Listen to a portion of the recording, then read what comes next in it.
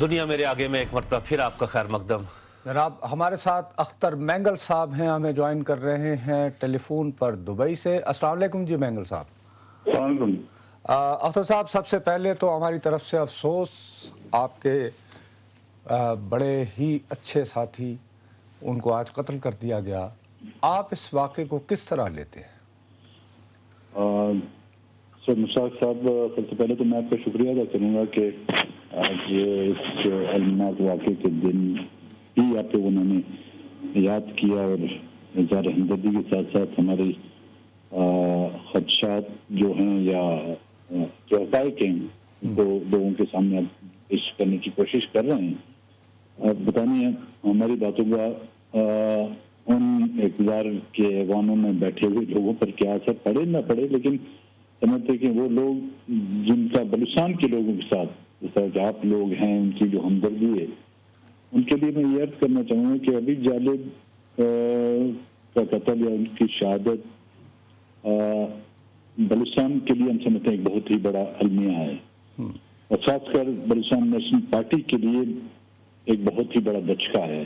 اس کی کمی کو میں یہ نہیں سمجھتا ہم کبھی پوری کر سکیں گے، یہ ناممکن بات ہے کہ ہم اس کی کمی کو کبھی پورا کر سکیں، لیکن ان حالات کا مقابلہ ہم گزشتہ 63 سالوں سے کرتے آ رہے ہیں۔ حبیب جالب نے جوانی سے ہی مطلب بچپن سے ہی بلوچ نیشنلسٹ پالیٹکس سٹارٹ کی تھی، بالکل اسٹوڈنٹ ایکٹیوسٹ، بالکل لائف سے ہی سخت وقتوں میں، چاہے وہ موجودہ جمہوریت کی پیرا نام میں جمہوریت رہی، اس میں بھی انہوں نے جیلیں کاٹی، ماشاء اللہ کا دور رہا ہے، اس میں بھی اس نے جیلیں کاٹی، اور ملک سے درپدر بھی رہے، لیکن انہوں نے کبھی بھی اپنی پولیٹکس پر جو ہے کمپرومائز نہیں کیا۔ اور وہ لوگ جنہوں نے ان کا قتل کیا وہ سمجھتے ہیں کہ حبیب جالب کو ہم سے جدا کر کے BNP کو یا بلوچستان کے لوگوں کو ان کے حقوق سے دستبردار کیا جائے گا۔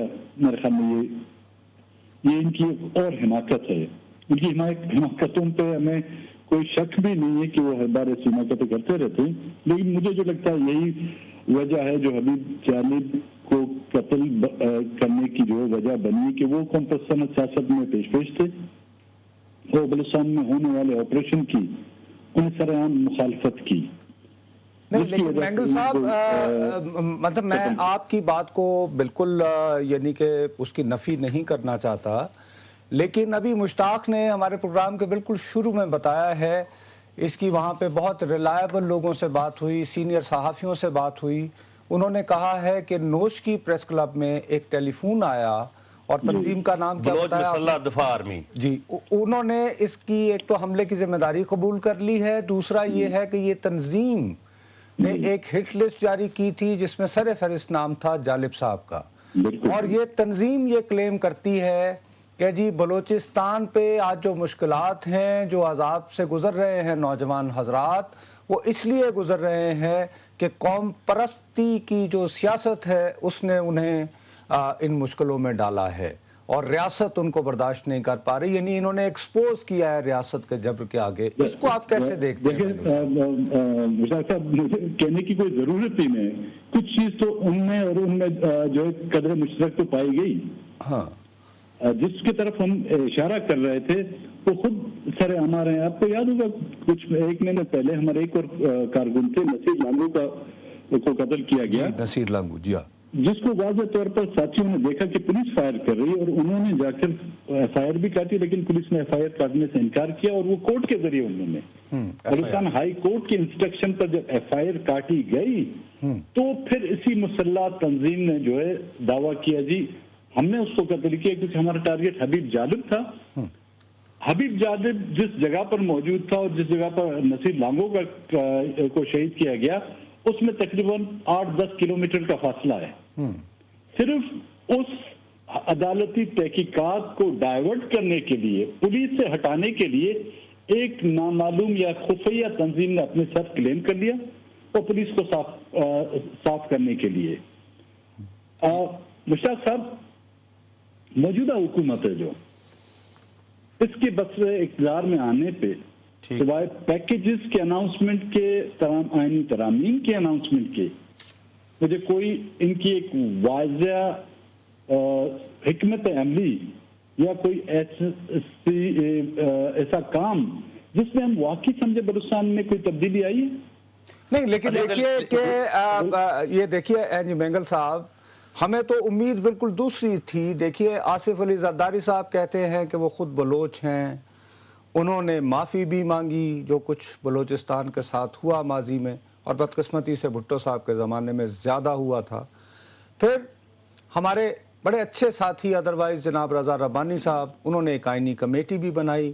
تو آپ یہ سمجھتے ہیں یہ سارے کے ساری بس دکھانے کی چیزیں تھی، کہیں بھی کوئی سنسیئرٹی نہیں تھی، یا ان کے اختیار یا بس میں نہیں ہے سر؟ اگر حقیقت دیکھی جائے نصرت صاحب، ان کے بس میں نہیں ہے، یہ کہہ نہیں پا رہے. کیونکہ اگر یہ کہتے ہیں تو ان کی بیچاروں کی نوکری چلی جاتی ہے. یہ تو ہم سے بھی زیادہ بے بس ہیں بیچارے. ہم تو کچھ کہہ سکتے ہیں، ہم تو چیخ سکتے ہیں، ہم پکار سکتے ہیں، لیکن ان کو ایسے شیشے خانوں میں رکھا گیا ہے اور ان کے بات کرنے پر بولنے پر بھی پابندی ہے. لیکن یہ جب اقتدار سے باہر آتے ہیں تو یہ ہم سے بھی زیادہ طوطوں کی طرح بولتے ہیں. اچھا، اب آپ دیکھیں، ایک طرف ہندوستان کے ساتھ امن کا پیغام ہے. آج میں یہی جب ابھی جالب کی فوٹیج دیکھ رہا تھا تو دوسری طرف ان کے ہندوستان کے ان کے لیے امن کا پیغام ہے اور بلوچستان کے لوگوں کے لیے جو موت کا پیغام ہے. اور پھر بھی ہم سے یہ گلہ ہے کہ ہم کیوں پاکستان کا نام نہیں لیتے، ہم کیوں اپنے آپ کو پاکستانی نہیں کہتے. نصرت صاحب، جنرل مشرف کے دور کا تعینات آئی جی ایف سی، وہ آئی جی ایف سی جو نواب جنرل مشرف جب کولو گیا تھا اس میں زخمی ہوا، اس کو آپ نے بلوچستان کا آئی جی تعینات کر کے رکھا ہوا ہے کس بات کے لیے؟ اس کا مطلب آپ نے پورے بلوچستان کو ایک زخمی بیڑیے کے حوالے کیا ہوا ہے. کون اس کا ذمہ دار؟ نواب بگٹی جیسی شخصیت کا قتل ہوتا ہے، ہائی کورٹ کے فیصلے کے مطابق اس کی ایف آئی آر کاٹی جاتی ہے، لیکن اس ایف آئی آر میں ملوث ایک شخص آج دن تک آپ کے خیبر پختونخوا کا گورنر بنا ہوا ہے. تو ہم تو کوئی تبدیلی نہیں دیکھ رہے. اچھا مینگل صاحب، اس کے ساتھ ساتھ یہ بھی تو دیکھیں نا کہ چلیں ایک طرف بلوچستان کے لوگ مسنگ ہیں، بڑی تعداد میں اٹھائے گئے ہیں، یہاں پر تک بھی آواز پوری دنیا تک آواز جا رہی ہے. اس کے علاوہ وہاں پر بھی ٹارگٹ تربت کا واقعہ جس میں 3 جو ہے بڑے سینئر کارکن، بالکل ان کا بھی تک کچھ نہیں ہو سکا. لالا منیر کا قتل ہوا، بالکل اس قتل کی بھی آج تک نہ کوئی تحقیقات ہوئی، نہ پتہ لگ سکا کہ وہ کون لوگ تھے جنہوں نے ان 3 سیاسی کارکنوں کو، رہنماؤں کو وہاں پر مارا. نہ یہاں پر جو سو موٹو لیے گئے اس کا بھی کچھ نہیں ہوا. لیکن دوسری طرف دیکھیں گے جو سیٹلرز ہیں کوئٹہ کے اندر یا بلوچستان میں، ان کو بھی مارا گیا. وہ بھی ایک طرح سے ایک یعنی المیہ ہی ہے کہ بے گناہ لوگ جن کا کوئی تعلق نہیں تھا ان کو بھی مارا گیا. اور اب جیسے دشتی صاحب کا قتل ہوا، لانگو صاحب کا قتل ہوا، اس کے ساتھ حبیب جان، یہ ہائی پروفائل ٹارگٹ کلنگ ہے. تو یہ تو اب 2 مختلف سیگمنٹ کو، یہ کون لوگ ہیں جو کہ دونوں طرف کے لوگوں کو مار رہے ہیں؟